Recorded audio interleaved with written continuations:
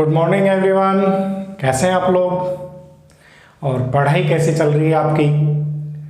आप मुझे बताते रहिए, फिजिक्स सीखते रहिए। फिजिक्स एक रटने का सब्जेक्ट नहीं है, इसको आप मेरे साथ साथ सीखते जाइए, इसके फंडामेंटल्स क्लियर करते जाइए। जब आपके कॉन्सेप्ट इट मीन्स मेरे नहीं, मैं जब आपके फंडामेंटल्स क्लियर करूंगा तो आपके कॉन्सेप्ट बिल्ट होने चाहिए। आपके अपने कॉन्सेप्ट होंगे तो आप क्वेश्चंस को डील कर पाएंगे, ठीक है। और आज हम डिस्कस करने वाले हैं इलेक्ट्रिक डाइपोल। बहुत ही खूबसूरत सा एक टॉपिक है इलेक्ट्रिक डाइपोल। जैसा नाम में और डेफिनेशन तो इसके नाम में ही है, इलेक्ट्रिक इट मीन्स चार्ज और डाइपोल जिसके दो पोल हों। तो electric dipole it means a couple of two equal and opposite charge, ठीक है। तो अपन डिस्कस करते हैं इसको, आप नोट भी कर सकते हैं। हम टॉपिक ले रहे हैं electric dipole. Electric dipole,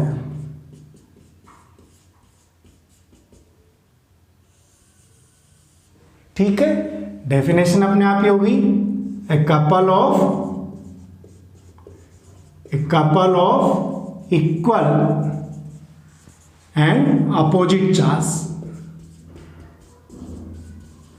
placed at a small distance.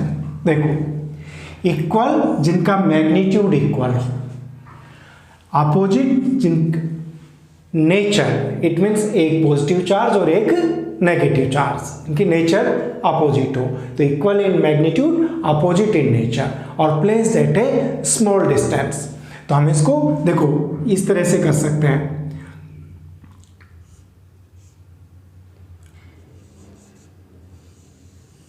Plus Q charge और ये लिया हमने माइनस क्यू चार्ज, क्लियर। और इनको हमने कोई स्मॉल डिस्टेंस पर रखा, सपोज डिस्टेंस डी है। तो ये जो कपल कंप्लीट, अब इनको पॉजिटिव और नेगेटिव पॉइंट चार्ज ना पढ़ के ये जो सेट बना, ये हमारे पास क्या बना? इलेक्ट्रिक डाइपोल बना। ये इलेक्ट्रिक डाइपोल बना। तो अब समझ गए होंगे इस लाइन का मीनिंग कि couple of equal and opposite charge placed at a small distance. और एक्चुअल में ये समझाने के लिए हमने ये डिस्टेंस शो किया है। डिस्टेंस कैसा होना चाहिए? Very small. डाइपोल का मीनिंग यही है कि इनका पॉइंट चार्ज का इफेक्ट ना होके दोनों का कंबाइंड इफेक्ट आएगा। सपोज एक्चुअल डाइपोल कौन से हैं? H2O है, NH3 है, ये डाइपोल है। कैसे? देखो, ऑक्सीजन की जो इलेक्ट्रॉन नेगेटिविटी होती है ये ज़्यादा होती है, तो यहाँ पे इस पे क्या आ जाता है? नेगेटिव चार्ज आ जाता है और इधर क्या आ जाता है? पॉजिटिव चार्ज आ जाता है। तो इस तरह से इसके जो कपल का रहेगा, देखो हम इसको यूँ मान सकते हैं कि इसका एक एंड क्या हो गया? नेगेटिव और एक एंड क्या हो गया? पॉजिटिव। NH3 में भी यही है, देखो ये हाइड्रोजन इसके साथ जुड़े हुए हैं, लेकिन हाइड्रोजन की इलेक्ट्रॉन नेगेटिविटी कम होने से यहाँ नेगेटिव चार्ज आ जाता है और यहाँ सभी पर क्या आ जाता है? तो इसका कपल भी इस तरह से एक नेगेटिव और एक पॉजिटिव। तो ये एक्चुअल क्या है? डाइपोल है। समझ गए? ये क्या है? डाइपोल है। तो हम इस डाइपोल को समझ गए कि ये क्या है? एक ही बहुत ही स्मॉल पॉइंट पर ये दो पोल जिसके हों, कैसे? इक्वल एंड अपोजिट हो नेचर में, तो हमने उसको क्या कहना है? Electric dipole, clear. अब देखो यहाँ पे इसका जो मेजरमेंट है ये किससे होता है? यहाँ पे जो काम का टर्म है वो है डाइपोल मोमेंट। क्या है दोस्तों? Dipole moment. डाइपोल मोमेंट का मतलब, डाइपोल मोमेंट एक वेक्टर क्वांटिटी है, इसको P से डिनोट करेंगे और इसका क्या अर्थ है? Product of one charge and distance between them, Q into D. इसको हम क्या कहेंगे? वेक्टर है तो देखो मैग्नीट्यूड को हम ऐसे शो कर सकते हैं।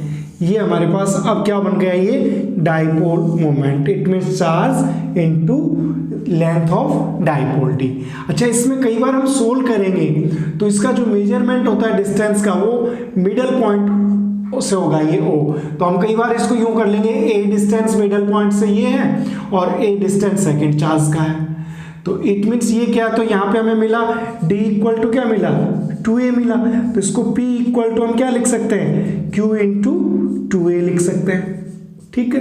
अब इसमें हमारे पास देखो समझने के लिए चीजें क्या है। पहली बात तो P इज ए वेक्टर, ये एक वेक्टर है और ये भी एक बड़ा क्वेश्चन है, यदि आगे आप समझोगे तो P वेक्टर क्यों है, कि जब इसको एक्सटर्नल इलेक्ट्रिक फील्ड में रखते हैं तो ये align itself like as a little arrow, ये अपने आप को इलेक्ट्रिक डाइपोल में अलाइन करता है जैसे एक छोटा एरो हो। और इसकी जो डायरेक्शन मानी जाती है, डायरेक्शन कैसी रहेगी, डायरेक्शन ऑफ P बोलो तो always from negative charge to positive charge, negative charge to positive charge. से ये नेगेटिव है और ये पॉजिटिव चार्ज है, तो डाइपोल मोमेंट की डायरेक्शन जो रहेगी इस तरह से हम शो करेंगे P को, फ्रॉम नेगेटिव टू पॉजिटिव। ध्यान रहे इलेक्ट्रिक फील्ड की डायरेक्शन पॉजिटिव टू नेगेटिव होती है, लेकिन यहाँ डाइपोल मोमेंट की क्या है, नेगेटिव टू पॉजिटिव रहती है। क्लियर। और इसको एक्सटर्नल इलेक्ट्रिक फील्ड में करते हैं तो एक एरो की तरह यानी एक वेक्टर की तरह बिहेव करता है, इसीलिए इसको क्या समझा जाता है, वेक्टर माना जाता है। क्लियर। इसकी यूनिट एंड डायमेंशन की बात करें तो सिंपल देखो, इसका यूनिट क्या हो जाएगा, चार्ज का मतलब चार्ज का यूनिट हो गया कूलम और डिस्टेंस का हो गया मीटर, तो कूलम इंटू मीटर, ये इसका अपने पास क्या हो गया, यूनिट हो गई, कूलम इंटू मीटर। क्लियर। इसका एक यूनिट डीवाई भी होता है, इसको क्या लिख सकते हैं, डीवाई भी लिख सकते हैं, या कूलम इंटू मीटर भी लिख सकते हैं, इससे डायमेंशन भी ले सकते हो। तो ये हमने इसको समझा। क्लियर। अब देखो हम इसकी कुछ और आगे चीजें पढ़ने वाले हैं। क्या पढ़ने वाले हैं, इलेक्ट्रिक डाइपोल इन एक्सटर्नल यूनिफॉर्म इलेक्ट्रिक फील्ड। आपको कुछ नहीं करना, देखो आप इसका नेचर समझते जाइए क्या कह रहे हैं। सपोज हमने ये यूनिफॉर्म इलेक्ट्रिक फील्ड को ऐसे पैरेलल लाइन से रिप्रेजेंट कर सकते हैं, ये हमने लिया uniform electric field E। Clear. यहां पर कोई किसी थीटा एंगल पर ये डाइपोल रखा है, ये माइनस क्यू और ये हो गया प्लस क्यू। क्लियर। और ये हमने इसकी डिस्टेंस ले ली 2a। ठीक है। अब देखो यहां पर आपने पढ़ा होगा, क्या पढ़ा था, electric force on a point charge क्या रहता है, F इक्वल टू QE, लेकिन Q में भी पॉजिटिव और नेगेटिव, तो प्लस Q चार्ज पर फोर्स लगेगा along with the direction of electric field, और माइनस है तो इस पर F equal to minus QE opposite to the direction of electric field. तो इस तरह से हम बात करें net electric force on dipole. अपना पहला क्वेश्चन यहां पे ये बन जाता है, net electric force on dipole. तो नेट इलेक्ट्रिक फोर्स की बात करेंगे तो देखो QE और अपोजिट डायरेक्शन में minus QE, it means net force यहां पे क्या आ जाएगा, 0 आ जाएगा। क्लियर। नेट फोर्स 0 हो गया, एक्सेलरेशन भी क्या हो गया, 0। लीनियर डिस्प्लेसमेंट की बात करें, लीनियर डिस्प्लेसमेंट देखो आप यहां से देखो, ये फोर्स इधर लग रहा है, ये इधर, नेट 0 हो गया तो लीनियर डिस्प्लेसमेंट भी कैसा हो गया, 0 हो गया।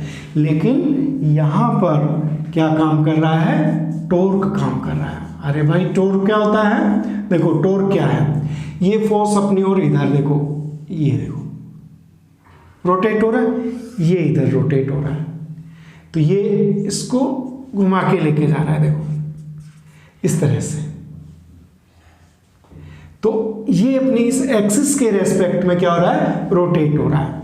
तो हमें क्या फाइंड करना है, टॉर्क फाइंड करना है, और टॉर्क को टो से रिप्रेजेंट करते हैं, और इसका फॉर्मूला क्या होता है, force into perpendicular distance.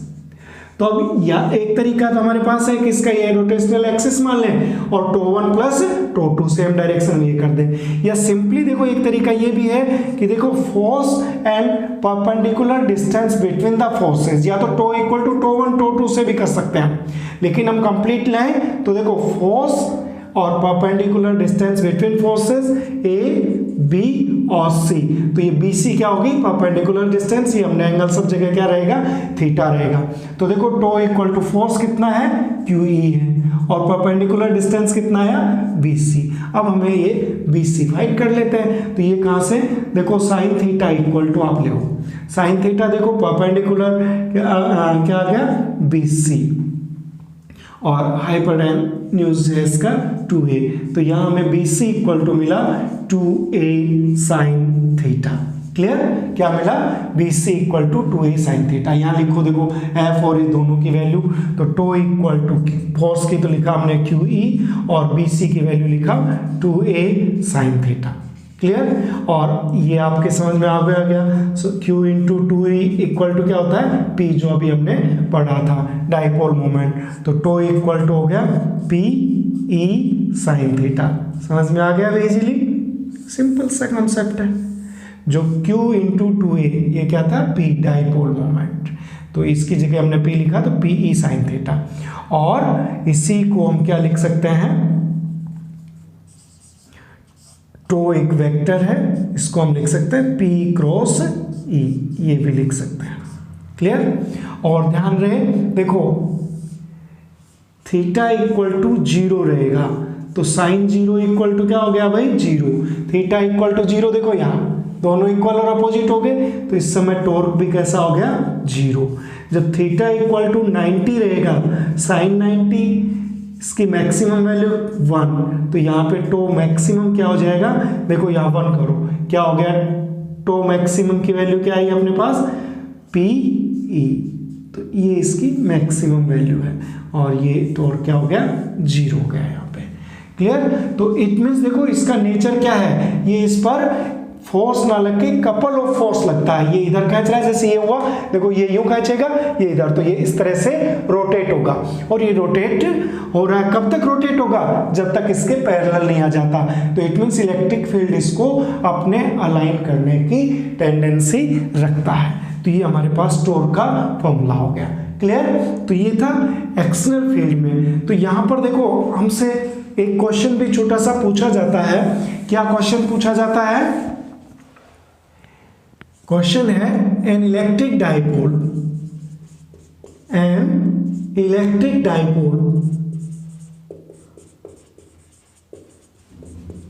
experience in uniform external electric field। ये क्वेश्चन हमसे पूछा, तो देखो ऑप्शंस क्या मिले हमें। फर्स्ट ऑप्शन यहां पे मिल गया only electric force, second option मिला ओनली टॉर्क, थर्ड मिला force and torque both, fourth none of these,